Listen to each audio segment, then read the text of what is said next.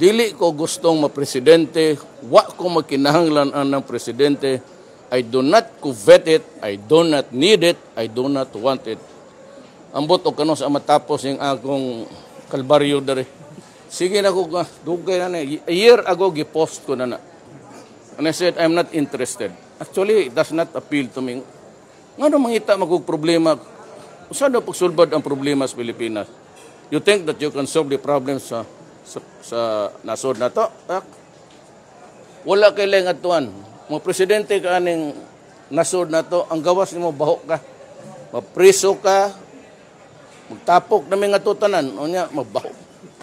So, sa akong katigwangon, musuhod kong ingon na, wala na sila kibaw eh. They think that it's all, abi nila, lami na, asukar na tanan diha, o cake.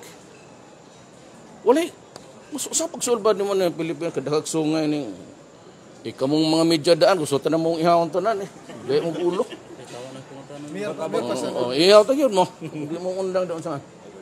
But how about your supporters, Mayor? Dumarami, lumalawak. Iyan ang problema ko kasi ito dito sa mga barangay captains. Kaya pinatawagan ko na kay Bong. Sabi ko, it's about time prangka-prangka na.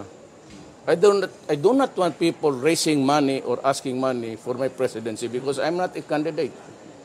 So, daghan ng racket diha. Ang sunod, katong basa na mga Cebuano, mga Bisaya. So, taga Mindanao, basig mingon sila na sila yung maasahan only to be frustrated. Dili ko gustong ma-frustrate sila ba nga gusto sila presidente taga Mindanao. Ay nga naman presidente taga Ilocano, okay naman na.